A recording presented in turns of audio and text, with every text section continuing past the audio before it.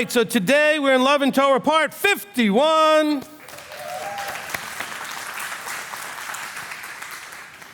And we're going to continue here in the book of James.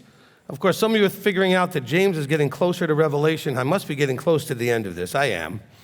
I mean, certainly I could have ended at any point. We've said plenty, but there's so many more things still, especially here in James, that I think are vital to our understanding the second of the two great commands. All right, so love in Torah has always been about the connection between love and his instruction.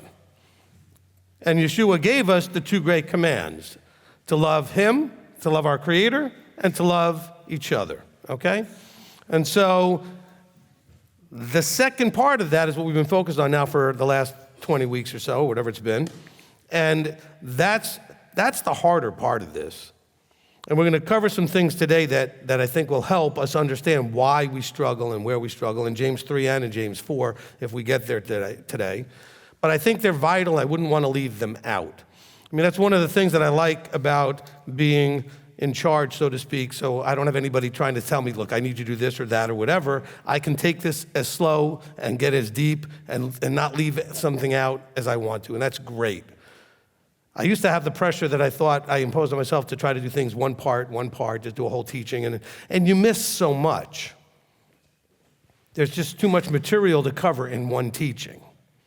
And so I hope you appreciate, yes, this is 51 of them, but this topic is that involved and has that much to it and has that many pieces to it and issues that really I would not be helping you as much by just giving you an overview, really, if I did this in one or two parts. It would just be barely touching any of it. But to see how many places in Scripture this is covered, to see how much it's an issue everywhere is so valuable, to see that Abba's talking about it everywhere. And also to go slow enough to break down verses and make sure we're really understanding and getting the impact. And so I really, I want to just encourage everybody, because I know sometimes people who are new, especially like, part 50, what? Well, I don't think I've bored anybody to death yet, okay? And I don't think I've worn you out and said, well, he's already beaten this thing to death, although some people are saying that, but they're not listening if they are. Because every part's been different and unique to enough of a degree to cover some aspect that you needed to hear. All right, so I just want to make sure that I throw that out there. And not that anybody's been complaining, but I feel like sometimes it's important to, just kind of cover and understand why we do it this way. All right, Yaakov chapter 3.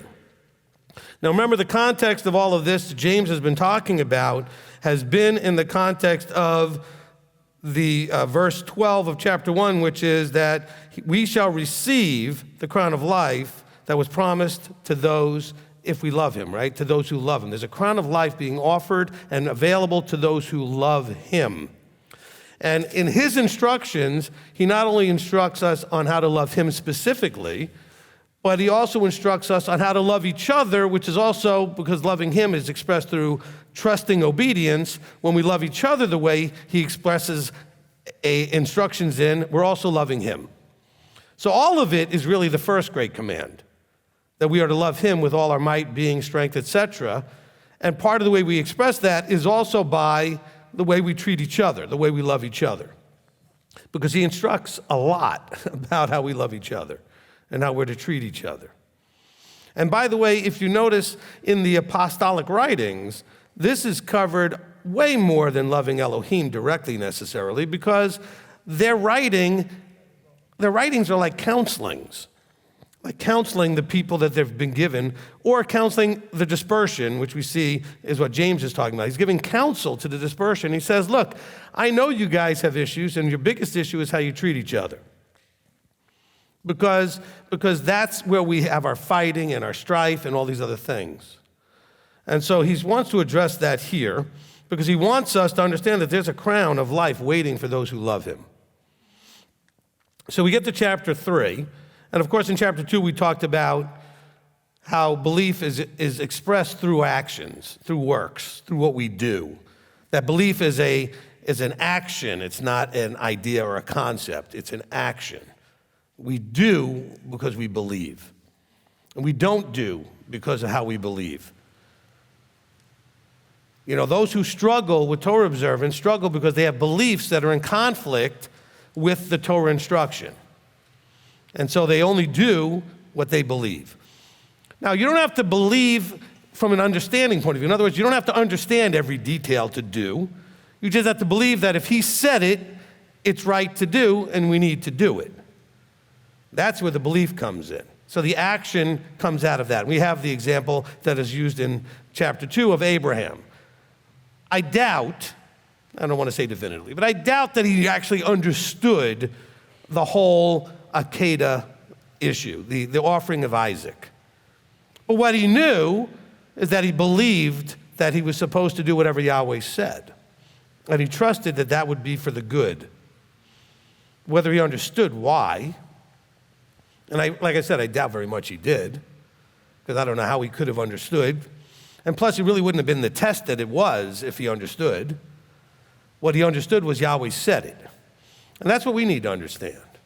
Okay? And Yahweh doesn't just say things like that. He says, I want you to love your neighbor as yourself. I want you to love each other.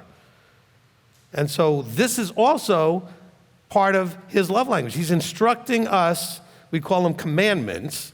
The reason they're commandments is because they are in the imperative. He's expecting you to do it.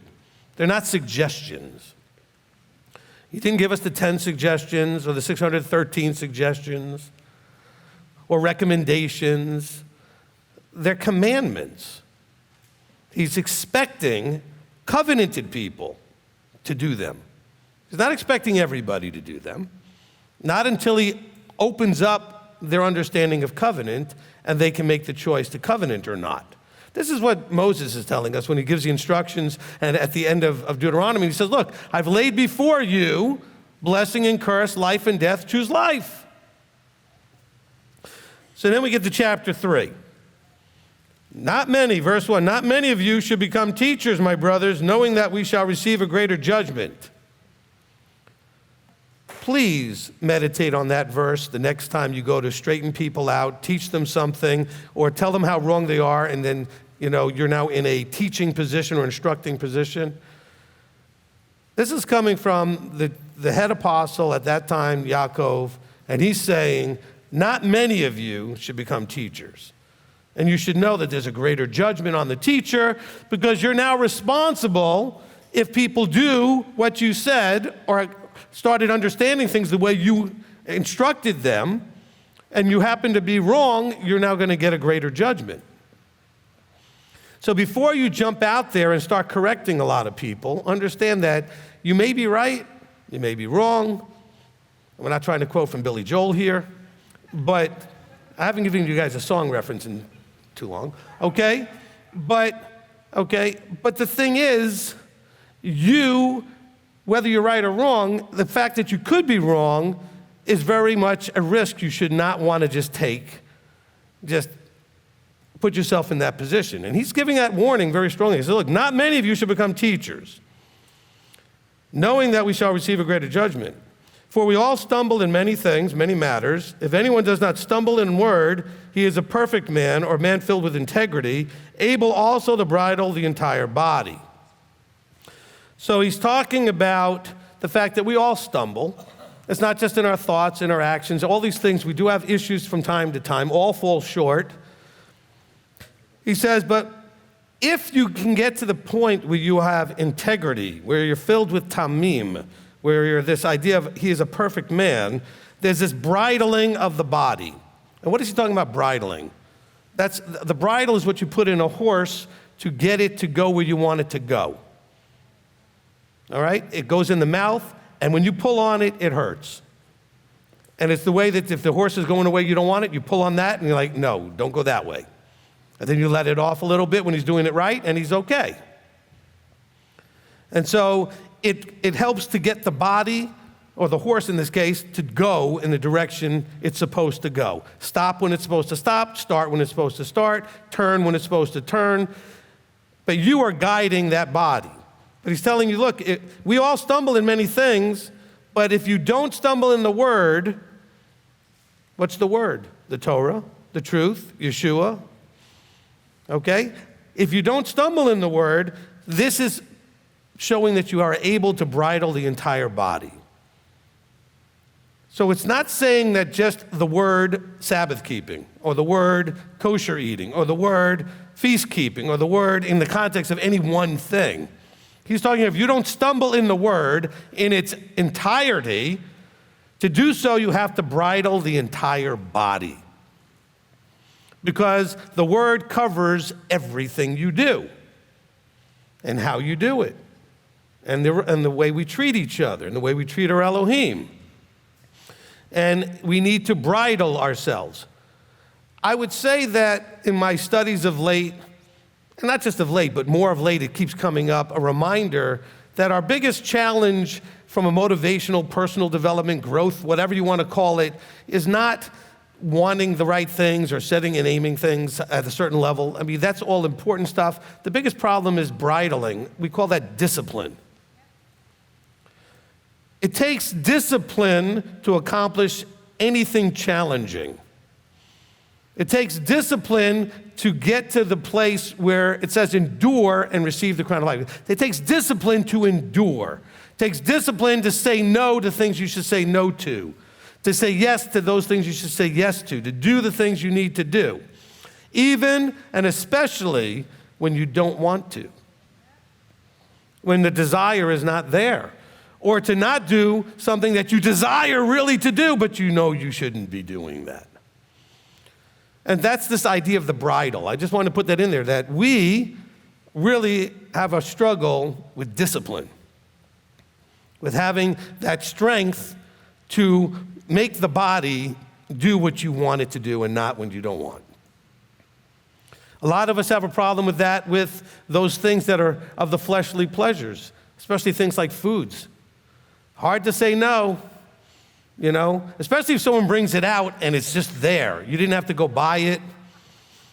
Or if you're at somewhere else and somebody's paying for it, you're like, oh, sure, I'll have dessert and I'll eat all that stuff that I know I shouldn't eat or whatever it is. I've watched people with, lactose intolerance issues but I want that cheese. I want that, but, you know better. Or diabetics who are eating all kinds of junk. I mean, you know you shouldn't, but it's so hard to resist these things. Well, guess what? It works in the Torah world too. I mean, I still get questions from people about things on Shabbat they know they can't do and shouldn't do, but they want to do them, so they just ask with just that chance I might say, yes, you can do it. And I actually catch people sometimes, and I'll ask the question back to them and say, okay, are you asking because you don't know the answer or because you're hoping you'll get a different one?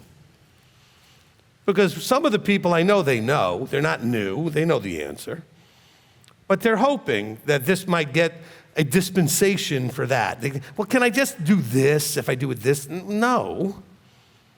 But if you had discipline, you wouldn't even have asked, you would have known. You'd recognize that it's your desire that's the problem. And we're going to see that that continues to be something that comes through, James is talking about the idea of desire. All right, we talk about this in chapter 1. He says in verse 14, it says, each one is enticed when he's drawn away by his own desires and trapped. Then when desire has conceived, it gives birth to sin, and sin, when it has been accomplished, brings forth death. This only happens when you lack discipline. When it's without information, it's not considered the same. In other words, if you didn't know, you didn't know. He's talking about that you were enticed. You can't be enticed unless you knew. Otherwise, it's just something you want and you go and want to do it. But the enticing means, I know I shouldn't, but I want to do it anyway. And it's the desire in you. He didn't say, by the way, notice that Hasatan isn't mentioned anywhere there? He says, it says his own desires trap you. Your own desires trap you. So let's be careful with that. So when he talks about in verse 2 of chapter 3, this idea of bridling, and then we're going to see that really gets developed even more as we talk about what we talk about. He's going to bring it into the focus of our tongue. Verse 3 says, look, we put bits in the mouths of horses for them to obey us, and we turn their bodies. That's why I use the horse example. Look at the ships too. Although they are so big and are driven by strong winds, they are turned by a very small rudder wherever the pilot intends. Same idea as a bridle. So too, verse 5, the tongue is a little member, yet boasts greatly. See how a little fire kindles a great forest. And the tongue is a fire, the world of unrighteousness. Among our members, the tongue is set, the one defiling the entire body and setting on fire the wheel of life. And it is set on fire by Gehenna. So let's just stop there and think about this. So he's trying to say, look, we have desires, chapter 1. We're trying to get to the point where we get this crown of life by demonstrating our love for him. We have a problem with our actions being in line with what we claim is our words about our belief, because those say, here's my belief and have no works. And he says, I'll show you my belief by my works. Then he says, be careful, not many of you should be teachers, and now he's talking about discipline in the tongue. I think he's really talking about those of us that step out in that realm of speaking what we should be keeping our mouth shut. So be careful. It's not just the tongue from the point of view of no context. He first started out about teaching. So let's really be careful that we connect this in the right context, because a lot of people just start off with, look at putting the bits in the horse's mouth, and the tongue is bad, and so we always think about what we say. And listen, our mouth is our problem a lot, okay? And we put our foot in it plenty, and a lot of garbage comes out of it. But I think part of the context here is and still in the context of teaching. You think you know, and then you start to correct and go in the role of a teacher. You instruct, you guide, you correct. You tell people, oh, that's not the way it is, this is the way it is, and you start straightening people out, etc. He says, be really careful with that. There's a greater judgment. I think we can also take the other full context of many of you end up in trouble with each other because of what you say and how you say it, and not thinking before you speak. I knew somebody one time, and I have to admit, being very ADD, he frustrated me a lot. But this gentleman that I knew never said anything without thinking first. And he would literally pause and parse every word before he would speak. And I would sit there waiting for whatever was going to come out. Now, he was a naturopathic doctor, and he was helping me with some health issues I had. This about 20 years ago. And I sat there in a consultation. Now, he was giving me a free consultation because I was his rabbi at the time. Other people were paying, I don't know how much they were paying, $60, $70 an hour for that. I'm thinking, I would be pulling the words out of his mouth at that price. But I appreciated that he was consciously thinking about everything before he said it. Because I could see that's what he was doing, and then he was very careful about what he said. And most of us just vomit stuff out without any filter, without any thinking. It just comes out. There's no bridling it. There's no restrictor plate, if you want to think from your car people who understand with NASCAR and stuff. There's nothing to slow that whole deal down. It just flies right out. He says, and the tongue is a fire, and there's a world of unrighteousness that can come out of that. The unbridled tongue is what we're talking about here. So be careful with that, because it does defile the entire body. This one little thing can really defile all kinds of things, you and other people around you. We have a rampant psycho-emotional disease called high susceptibility to the negative influences of other people. I know it's a lot of words, but the body is basically, we would call this SNIOP, okay? Susceptible to the negative influences of other people. And so if you're going to spew negativity, you have to know there are others that are not just going to understand that you're venting or whatever. They're going to embrace it and go in that same direction that you are. Because they also are not as consciously aware. By the way, I think that's really the biggest problem that all of us have. We are walking in a state that's not consciousness. It's semi-conscious or semi-awake. And what I mean by that is so many things we do are auto-responses. They're triggered responses, they're practiced and rehearsed responses, they're habits, they're ways that we just do and act without really thinking about it. So we're not that conscious of ourselves. We're very conscious a lot about everything else around us and people around us. That we're sort of hyper aware of, and we notice every little thing everybody does and everything bothers us or whatever. But are you aware of yourself? Remember, we've talked about this many times, that to be successful in our relationships, you have to be hyper aware of self and the context of everything going around you situationally. We have a terrible time with situational awareness. You walk into a situation that you're not aware of what the situation is, and you start flying off and don't realize that you've gotten it all wrong. You misread the situation. You had no idea what was really going on. You came in like the bull in the china shop, so to speak, crashing and breaking everything, and were wrong. And a lot of us have all experienced that. We've done that only to find out you had completely gotten it wrong. You misread the whole situation. I'm going to recommend that to not end up in that place, slow down. Okay, slow down. Not everything in your life, but slow down when you jump into something. Be more reluctant to jump into something. Make sure that you have the right information so that you could even decide whether you should jump into something. Notice I didn't say make sure you have enough information so that you can jump in. You should be making sure you have enough information so that you can make a proper decision whether or not you should be involved. Because there's probably a whole lot of things out there that you're involved in that you have no business and no need to be involved in. And your involvement isn't going to help anything. If anything, it may hinder it. And so, but you're not aware because you just want to jump out there. Because it's a desire. You got to set something straight, or you don't like it, or that person's wrong, or this thing's not right, or that. Take a breath. Calm down. Sometimes you got to let things be. It may not be your job or your role. But that tongue starts going, and by the way, by tongue will include any form of communication, which means typing on your phone or on your keyboard is the same thing. Any form of communication, we're talking about any kind of verbal communication, using words to communicate. Let's be really careful with that. Texting, postings, because that stuff, is out there, and you may at some point realize how foolish some of that was, and you can't take it back. I don't care if you delete the post. People involved will have already screenshot it, saved it, or something. It's out there forever. And so you got to be careful with that. That tongue can really be a problem. By tongue, I mean any kind of communication by words. Body language is another issue, but this is all talking about the tongue. So we'll go with communication using words. He says, verse 7, for every kind of every kind of beast and bird, of reptile and creature of the sea is tamed and has been tamed by mankind. But no man is able to tame the tongue. It is unruly, evil, filled with deadly poison.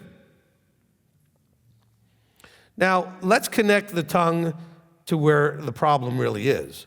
The tongue is the means of communication out of the abundance of the heart, the mouth speaks, right? And so that's why he's saying all this. When you just start, speaking out of turn and saying things and everything that the heart is wrong, then you're coming out wrong. Your motivation's often wrong, and that's why you're so quick to jump in.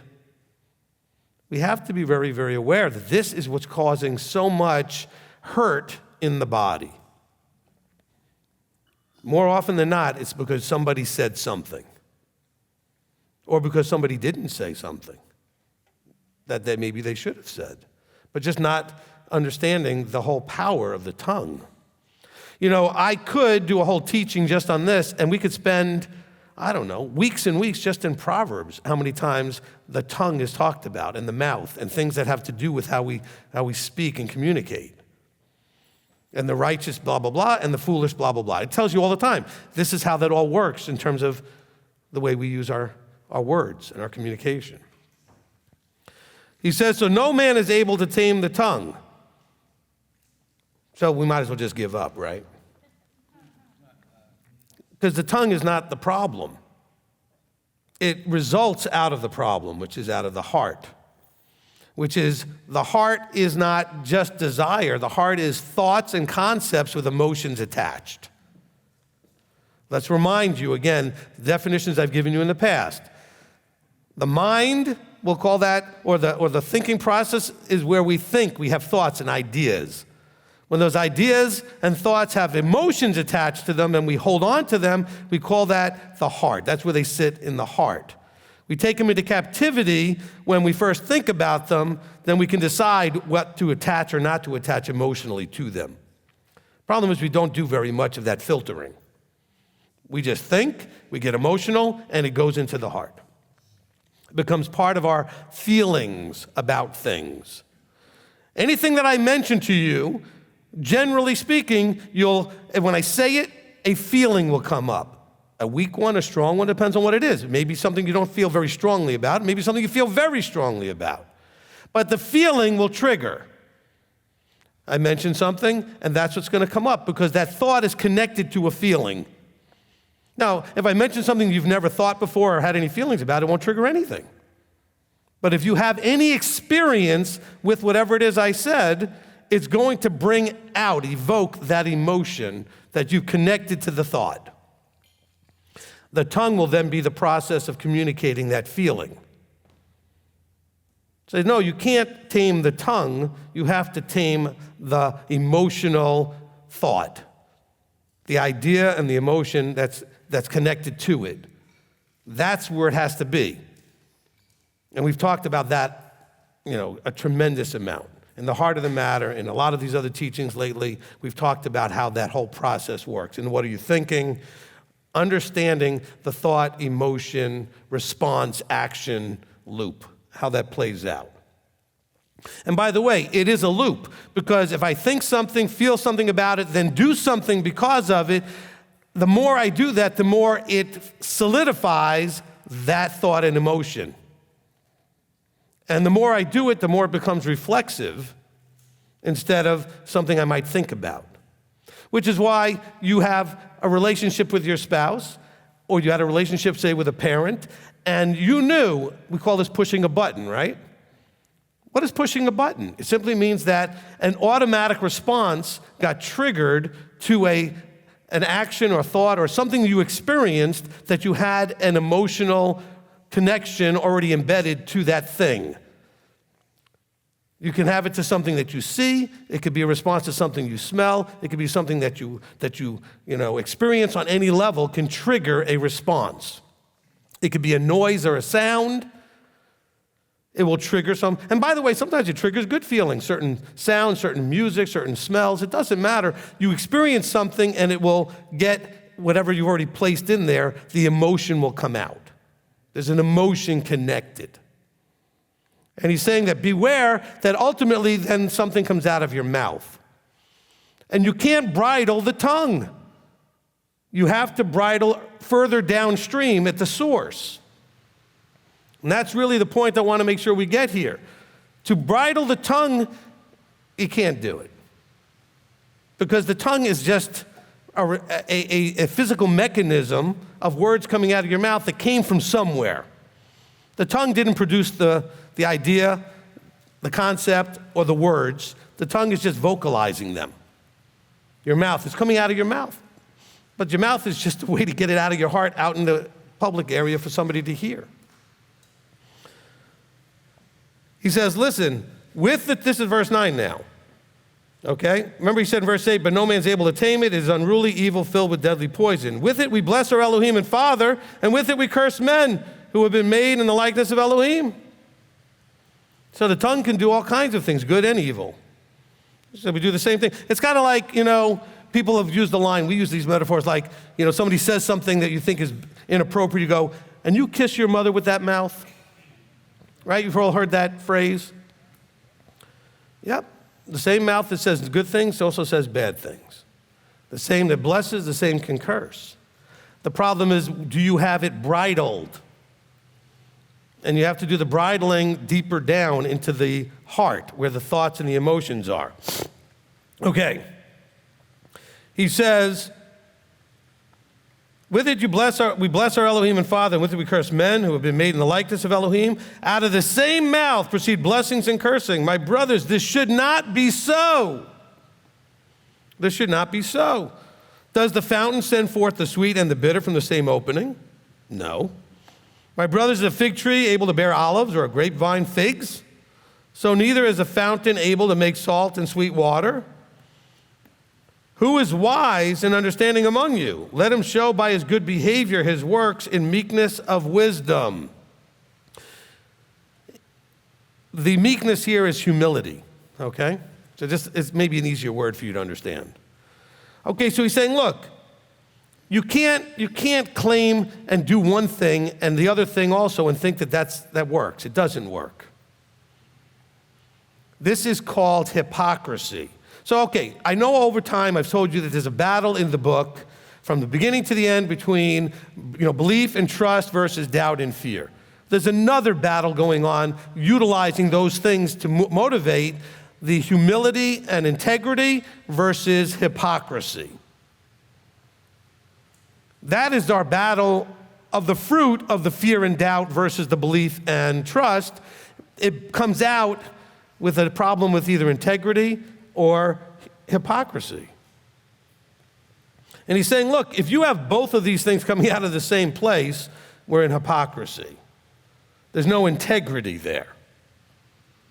And remember, the goal here, he was saying earlier, was if anyone does not stumble in word, verse 2, he is a perfect man filled with integrity because he's not stumbling and having good and evil, blessing and curse coming out of the same place.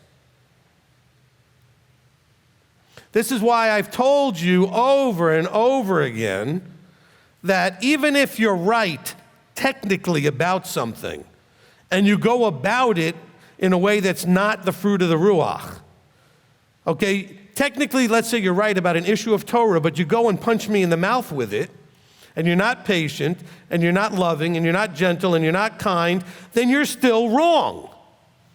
Because you can't be right and wrong at the same time. Right and wrong is wrong. Wrong and wrong is wrong. The only way to be right is right and right. Okay? Okay? Let's understand that. You can't be right and wrong, that's still wrong. And own that. That's what he's talking about here in chapter 3. He's saying, look, you can't get olives off of a fig tree. You're not going to grow figs on a grapevine. Each thing's going to produce what it produces. You're going to get olives from an olive tree. You're going to get figs from a fig tree. You're not going to get the other things. You're not going to get sweet and salty water out of the same spring. You're going to get one or the other. Let's continue. He says, who is wise and understanding among you? In other words, are you wise and understanding what I'm talking about here? Now, in asking this, he's not just asking, are you, mentally capable, intellectually capable of understanding? But are you open enough from your delusion bubble being popped, etc., that you're actually able to receive something that may not go in line with how you've always thought it to be? And the wise and understanding, where does wisdom come from? The fear of Yahweh. Where does understanding come from? The fear of Yahweh. So it's a vertical structure thing. And what James is saying here is, can you receive from me as your vertical authority? I'm sharing stuff with you. I am in a higher position authority-wise. I am a teacher. I have a responsibility for you. Are you wise and understanding? Can you receive from me? Because that's part of the whole vertical there. He says, I'm trying to tell you guys why you guys have problems. And chapter 4 is going to start off with where do fightings and strivings come from among you? That's chapter 4. We're going to get there in a minute. But he's saying, I understand you guys have issues. You fight, you strive, you have contention. And where does it come from? Well, he's saying if you're wise and understanding, you can receive this from me. Because if you're receiving it from me, you know that it's not coming from me, it's coming from above. Now let's continue. He says, those who are wise and understanding, let him show by his good behavior his works in humility of wisdom. In other words, you're going to do these things in the fear of Yahweh. With a proper, and if you don't understand what the fear of Yahweh is, listen to the teaching. It's, to be simple, it's a proper fear, reverence, and awe highest level of respect you could have is that's what it means by that fear. The fear to let down, to disappoint. The fear of having him look at you and look down at you with his head down, shaking his head saying, I can't believe you just did that. Why would you do that? I told you not to. I've encouraged you not to. I've commanded you not to, and you did it anyway. That fear of that look. And so he's saying, do you have the wisdom and the understanding to go forward and do good behavior through good works in humility of wisdom? He says, but if you have bitter jealousy and self-seeking in your heart, okay, do not boast against and lie against the truth. So he's saying that this is the source. The heart is where the problem is. If there's bitter jealousy and self-seeking in there, guess what's going to come out of your mouth? Things that shouldn't. He's saying, be careful. If you have bitter jealousy and self-seeking in your hearts, do not boast against and lie against the truth. In other words, you're then going to be back to verse 1, teaching or instructing or stepping up in a place where you're going to be saying things in a boastful, proud, ego-driven way, things that are actually not going to be in line with the truth. What's the truth? Yeshua, the Torah, the Word. So be careful with that. But some of you are thinking that, but I'm trying to teach and show the truth. But what if you're wrong and don't understand it as well as you think you do? And don't tell me those of you that are sharing with people didn't share with people back in the day. You didn't share with people back in the day when you were in Christianity and you had all these things sideways and inside out. So you know you've been pretty bold before and been wrong. And he's trying to say, let's not keep doing that. Let's not keep going out there, spewing out our mouths, all out of our jealousy and self-seeking. Self-seeking meaning, I want to feel good like I know, and I want you to know that I know. And I want to elevate myself by basically pushing you down. You don't think of this consciously, but you do this. You're getting your self-worth out of pushing down or showing up or shaming somebody else. You want to see, I'm so smart, you're wrong, I'm right, I need to show you. And that's a whole different place to be. And I don't play that game. I know people accuse me of everything under the sun. I don't play that game. If you're sitting with me in counseling and you don't want to listen, I won't counsel you. And that's okay, I don't need to counsel you, don't need to listen. But I'm not going to argue with you and tell you how wrong you are. I'll just say, if you're coming to me, then you should be ready to listen. That's Deuteronomy 17, and we talked about that in the Torah portion last week. Okay? So I won't do this, though, and just start badgering and saying, no, if you're wrong, I'll tell you, look, I think you're wrong, you need to listen. You don't want to listen? Fine, go do what you need to do. There's no reason to bang heads and fight about it. But see, you won't do that. You'll find people that are wrong, and you're going to keep beating on them until they see you're right. Because you're almost more concerned with them knowing you're right than them actually knowing they're wrong. And it irritates you that they don't see that you're right. And you want to beat on them. He says, this is not, listen, we're going to get into this whole above and below thing that I've talked about so much. This is not wisdom coming down from above. But it is earthly, unspiritual, demonic, worldly. Go back and listen to Peace in the World, Not His, and Darkness and Light. I talk a lot about the above and the below. I think mostly in Darkness and Light I covered that quite a bit. I'm looking over at Mark because I know he listened to that a lot. The above and the below, I covered that a lot in Darkness and Light? Yes, okay. All right, well, I know he's been listening to it lately. Understand. Everything that's good and right comes from the above. The above is giving into the below these things. Light is coming into the darkness. The below is darkness, the above is light. The above is heaven, Yahweh's throne, all of the good things that are up there in the above. Down here is the earth, the flesh, the darkness, all the lusts and desires that are out of control, unbridled. And he's saying, look, when you're doing these things that he's been telling us now for 3 chapters, This is not wisdom coming from above.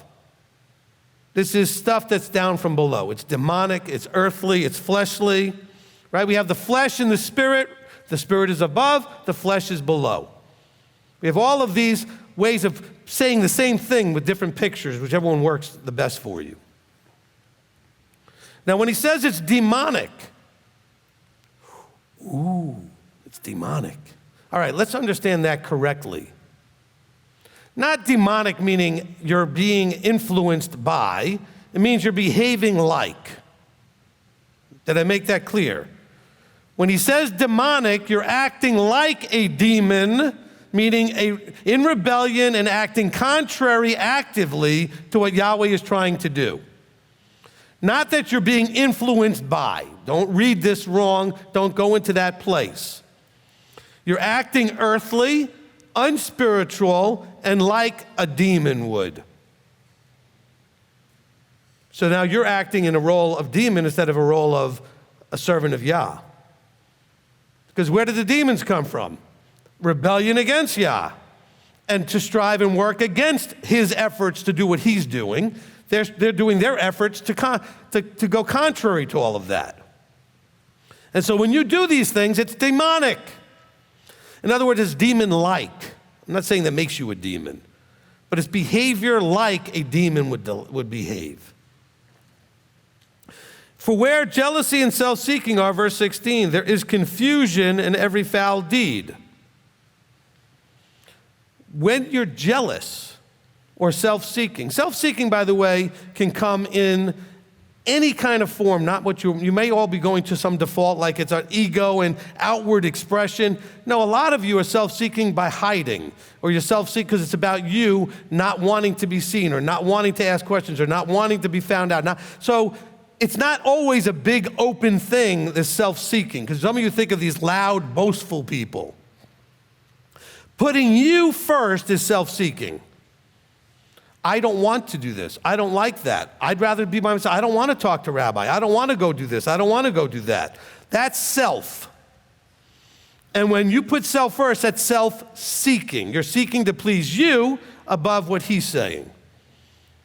So you're seeking the self and its desire over the Creator and his desire. You're pursuing. Don't think of it as seeking, may be a harder word to understand. You pursue through your behavior, your thoughts, and your actions. You're pursuing what self wants, not what he wants. All right?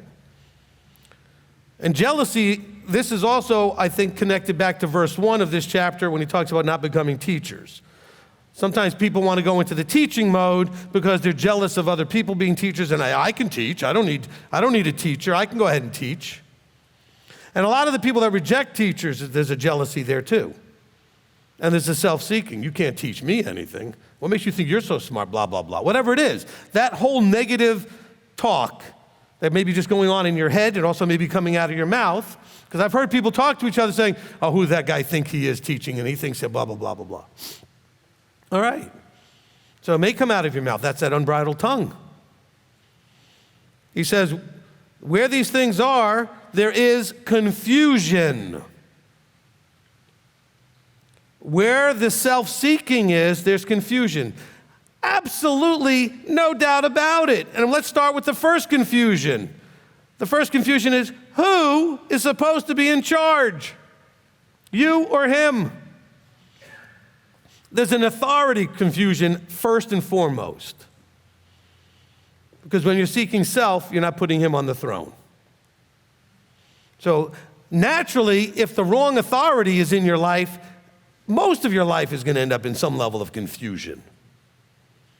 And guess what else is going to happen? He says in the rest of the verse, every foul deed.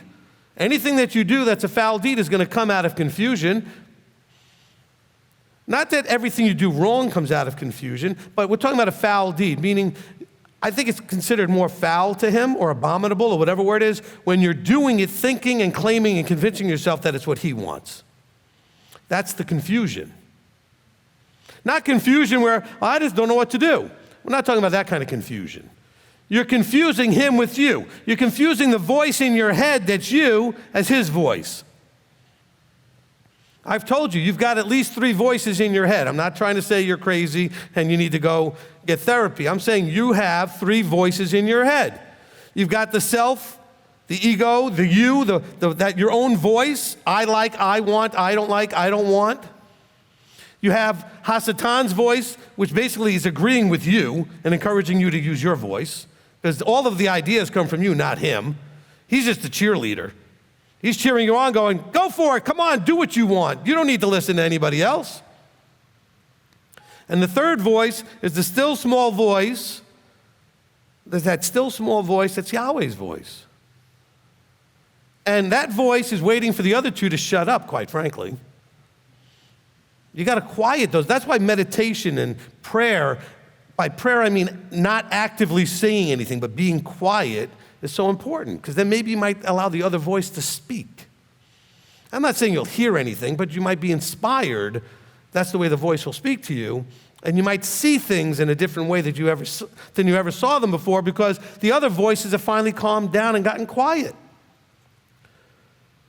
It's very hard to listen and hear directions. You know, we did a great thing one time with the children that we thought was a great exercise with in one of the feast programs, where the child had to walk through an obstacle course a little bit and only turn based on the voice telling them which way to turn, while everybody else was kind of shouting and talking to them and saying other things. And they had to find a way to hear that one voice that's the only one they were supposed to listen to. And I think they had them blindfolded so they couldn't know what, they had to listen to a voice. Go to your left, go to your right, take 2 steps. Meanwhile, everybody else is like, no, turn right, no left, do this or that. Now, the difference when the children did it is the voice trying to talk to them wasn't whispering.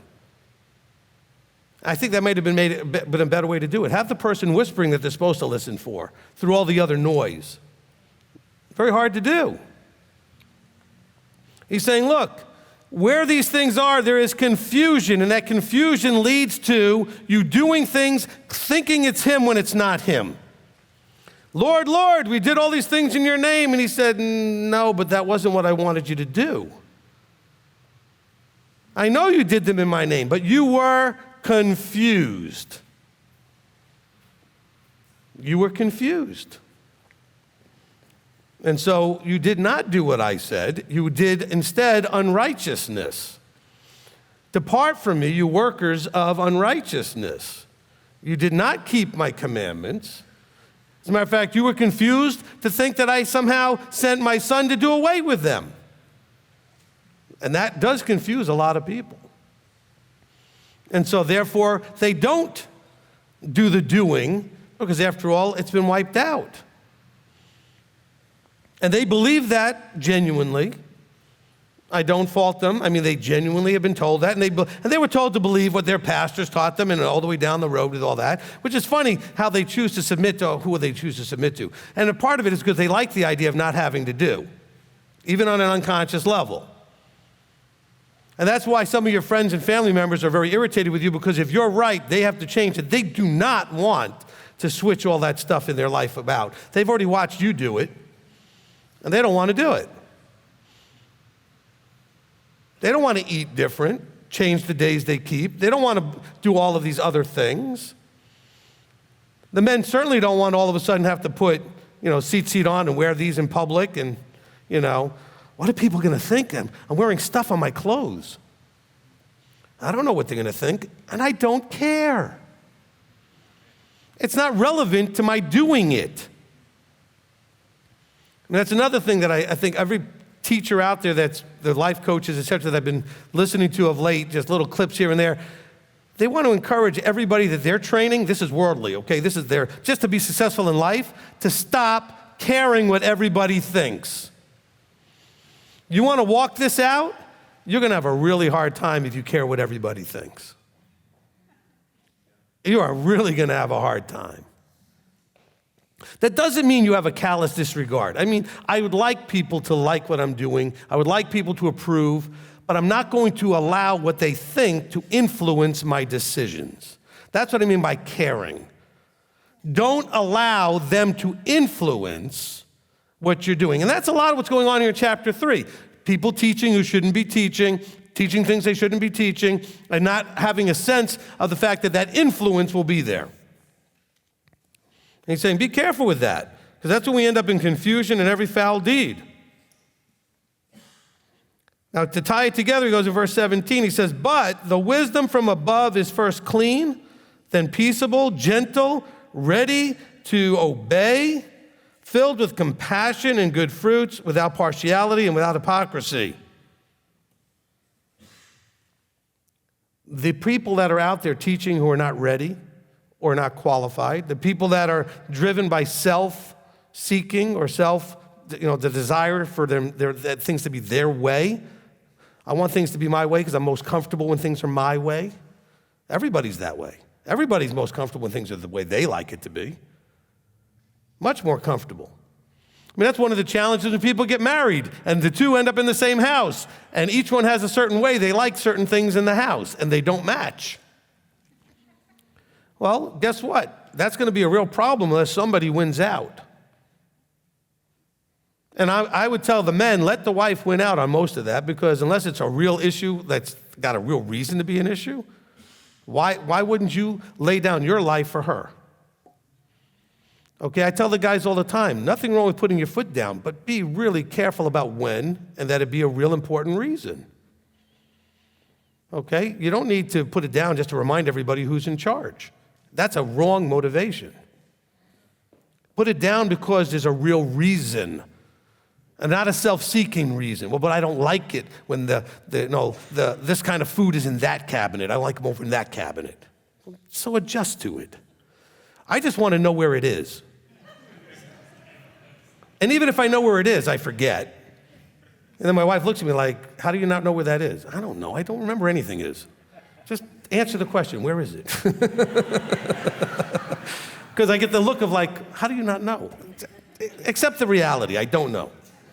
Okay? Of course, ladies, if you decide something is better in a different place, tell your husband you moved it. Because we're going to go to the original place it was and be like, well, where'd it go? And then you look at us like, well, I moved it. Well, information would be good if you shared it, okay? So that I know that you moved it. I don't have a problem that you think it was a better idea. I don't care where it is. I just want to find it. And I'm very red, so if I can't find it and I need it right now, I get very frustrated. I'll get upset. Because something is slowing me down and it's not where I want it to be. Okay? Well, let's understand that we have to, as we go through this, understand that the wisdom from above is going to be peaceable and gentle and ready to obey Him. Okay? Not ready to obey that voice inside of you or your neighbor or your friend or your family member or whoever it is. Okay? Ready to obey Him. And by the way, that still works in the vertical. So obeying Him may be a situation and a problem for you in working with a leader like myself. In other words, if you have a rabbi that you're working with, if there's a congregational leader, and your submission to that. You have to figure out how that all works in the vertical. Ladies, how the husbands work. But also, if you are in the vertical, He's addressing you here. You have got to understand you're in the middle. You're always in the middle. There's only one not in the middle. That's the Father. Everybody else, including Yeshua, is in the middle. They have to submit to an authority, and they're responsible for somebody.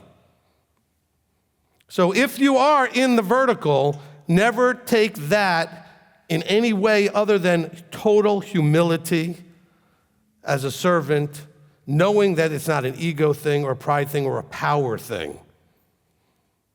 The higher up you are in the vertical, the more responsibility you have, not the more power you have.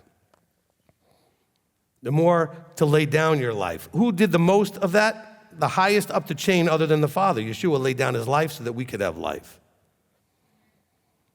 And so that's the way that works, and we have to understand that. He says, look, it's done gentle, ready to obey, filled with compassion and good fruits, without partiality and without hypocrisy.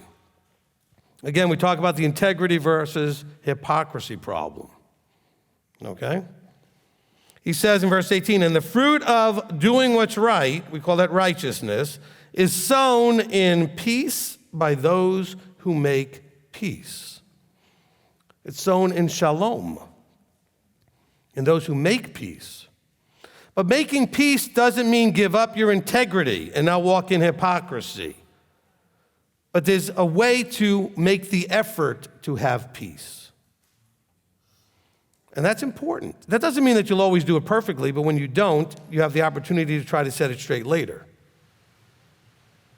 And I have done that. I just want to assure you, with a lot of the people that have had issues and conflicts, when I've had opportunity, I have tried to make peace. Not always successfully. Sometimes, not always. But at least peace. Peace doesn't mean reconciliation, restoration, and everything else necessarily, but there can be peace. We can have a separation and have peace. Or we could have one that's ugly and violent. Okay? And so let's be careful with that. Then we get to chapter 4. So where do fightings and strivings come from among you? Do they not come from your pleasures that battle in your members? You desire and do not have. You murder and are jealous and are unable to obtain. You strive and fight, and you do not possess because you do not ask. You ask and do not receive because you ask evilly in order to spend it on your pleasures. Adulterers and adulteresses, do you not know that friendship with the world is enmity with Elohim? Whoever therefore intends to be a friend of the world makes himself an enemy of Elohim. Or do you think that the scripture speaks to no purpose? Does the spirit which dwells in us intensely crave unto envy? He gives greater favor because this he says, Elohim resists the proud but gives favor to the humble. So then subject yourselves to Elohim and resist Hasatan, resist the devil, and he shall flee from you. Let's break this down a little bit. Where does these issues come from? We desire. Now it says these things, these pleasures that battle in us. And the battle didn't really exist until he woke you up. You had desires and you ran with them generally. You may have had some things that you were taught in culture or in the world that are right and wrong, so maybe there was a little bit of a battle. But once you came to know what right and wrong actually are, but you still desired some of the things that were wrong and didn't want some of the things that were right, there's a battle inside. And what happens is the battle is not being won by the right side, it's being won sometimes by the wrong side.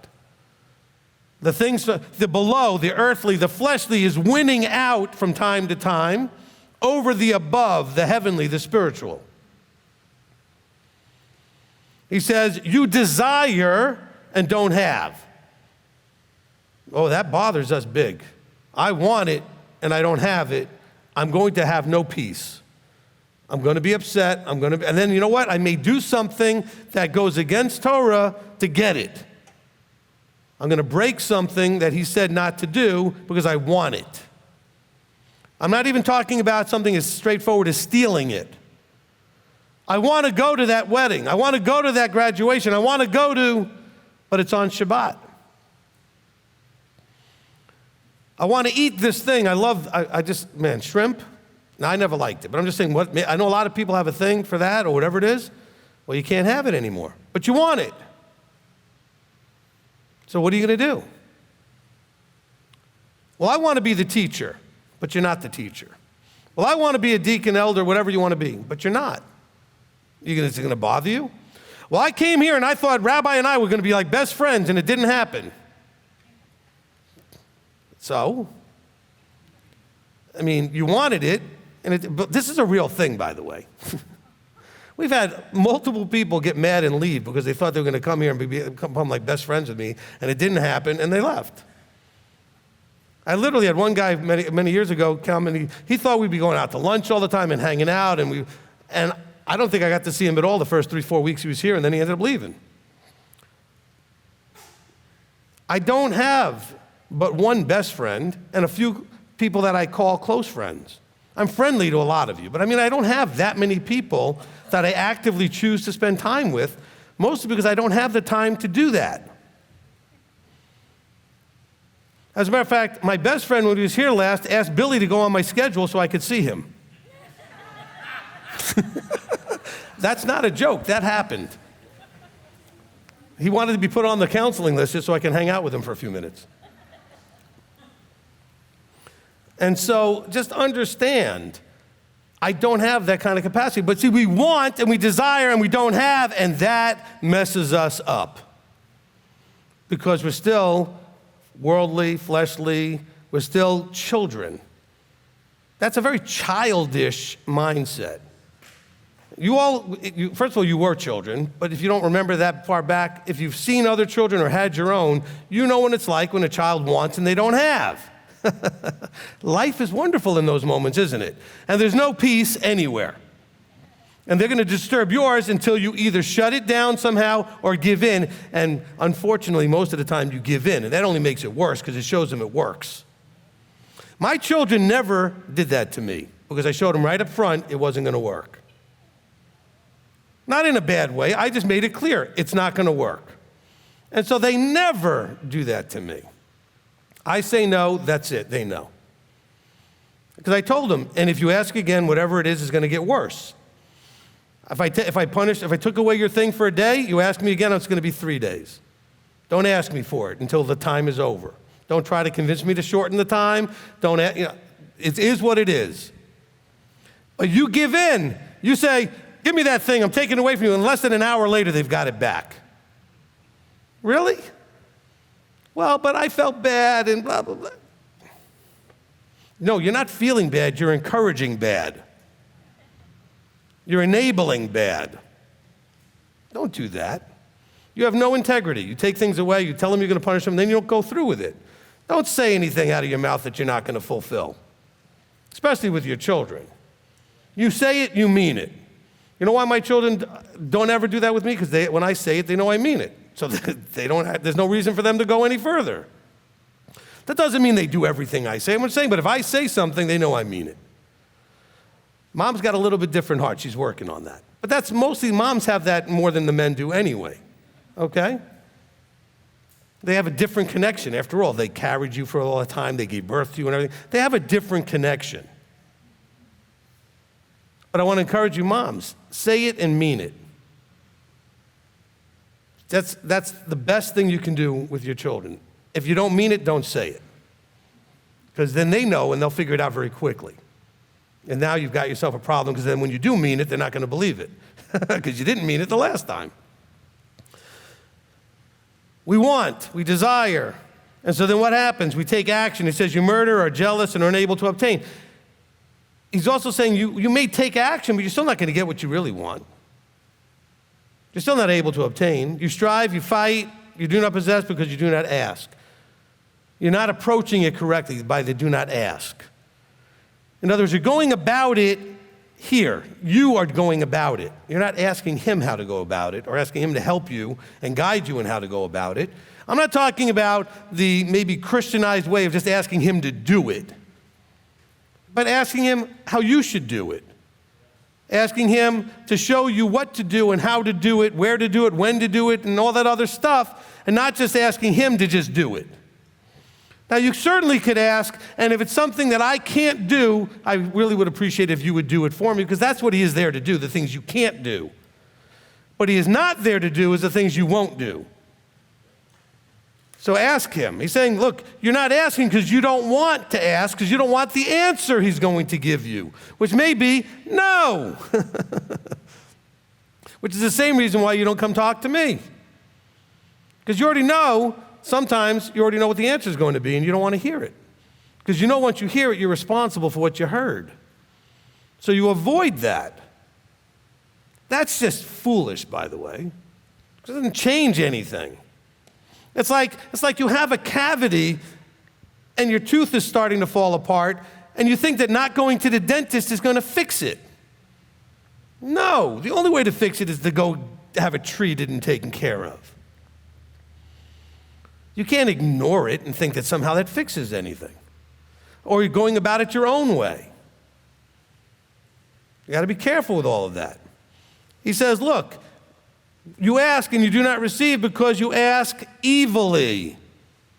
In other words, you go about it the whole wrong way. You're asking it from a self-seeking, self-desire, I want, I don't have, me, me, me. Remember, evil is what? Anything that is not going in line with, that goes against the way he intended it to be. So you're asking for something that's not in line with the way he intended it to be. So he says, even when you ask evilly in order to spend it on your pleasures. In other words, you're asking it for you, for self-seeking, for me, me, me, me, me. And then he calls you adulterers and adulteresses. Why would he call you that? Did somebody go and have relations with someone not their spouse? He's saying it's a spiritual adultery here. You're now looking towards, in an authority way, one that's not your authority. In the husband-wife relationship we think of in terms of us being married to our Creator, that stuff he's supposed to be deciding. He has authority in, and when we usurp that, we're actually committing adultery because we're taking another authority in his place.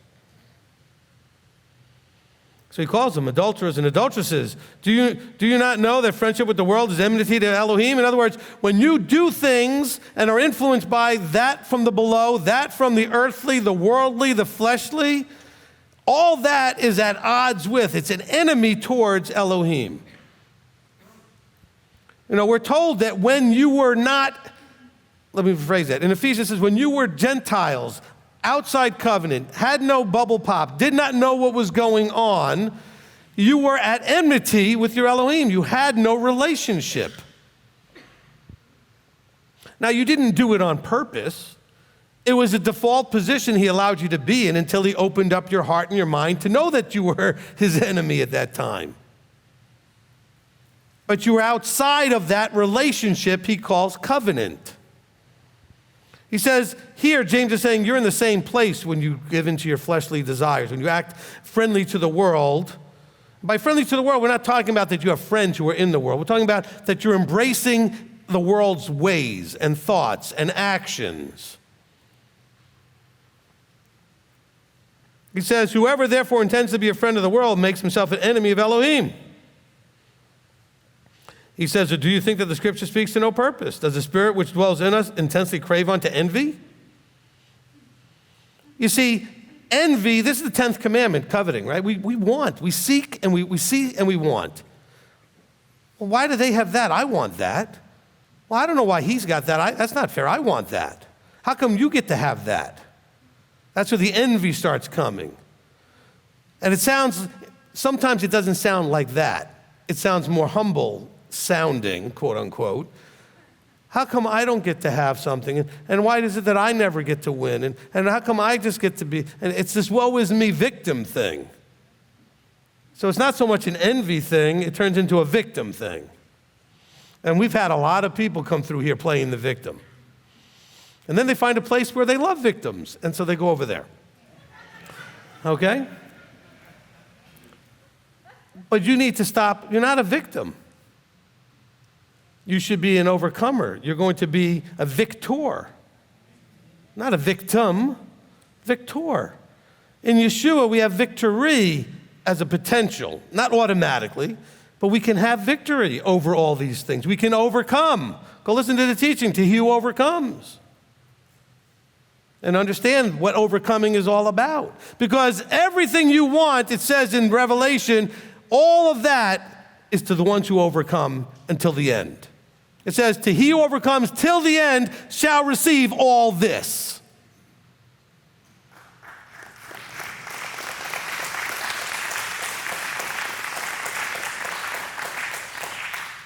But don't be a victim and don't envy. So maybe you're not a victim, but you're just thinking, oh yeah, but I want that. That's where you start envying and desiring and having jealousy and craving. And you crave and you desire. And if it doesn't, by the way, that whole emotion is totally insatiable. You go ahead and grab whatever you need, and you're still going to want more. You're never going to satisfy it. But you keep thinking, well, if I just have that. But you've done that before, and you've gotten whatever that is, and you still wanted more. That emotion cannot be satisfied. It can be bridled. It can be redirected. It can be disciplined. It can be controlled. It cannot be satiated. You cannot satiate that thought and emotional process. I want will always be something next. Once you get, you'll still want more. You want something else and you want more. There's no satisfying that. and you will always be miserable. That's why the Dayenu mindset, saying, I have, and if I get nothing more, it would be enough, satisfies that desire. It's a different thought process and a different mindset of appreciating what you have that curbs the desire for more. Then there are things that you should want more of. You can choose to allow that desire, and you can choose which desires are going to be entertained and which ones are going to be shut down or bridled or controlled or disciplined. Because remember, it's your desire that's causing all the fighting, all the striving, internally and with other people. Hopefully that makes sense. I'm going to go ahead and stop here, and we'll finish with chapter 4 some more next time, and we'll see where we get with that. Let's go ahead and close in prayer. Father, we come before you, and Father, we want to really and truly embrace our part in all of this, our part in our striving, in the dissension, in the fightings, in the things that are happening amongst us with our relationships in families and friends and within congregations, and understand where the desire ends up causing the problem, where we have these problems and issues with our thoughts and emotions not being bridled, so that then the tongue could be bridled. And so, Father, we do struggle with wants and desires. Help us to redirect those things to desiring only from you, only what is from above. Have us crave and desire the above in a right way, not in a jealous way, not in an envious way, but in a desire to please you. Let us desire out of wisdom, out of the fear of you, so that we can be desiring it so that we please you, not please ourselves. And that's really what we are learning here today, and we really need to embrace is that we do these things to seek our own pleasure instead of seeking your pleasure. Father, help us to seek your pleasure, to do what's pleasing in your sight that gives you pleasure. And we do that by loving you appropriately as you have instructed, and by loving each other appropriately as you have instructed. So, Father, we thank you. And we praise you and ask again, as always, your patience and mercy and compassion on us as we struggle in this transformation and the idea of conforming and transforming, the effort we make to become like Yeshua.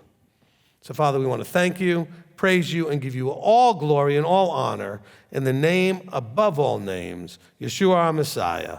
Amen. Amen.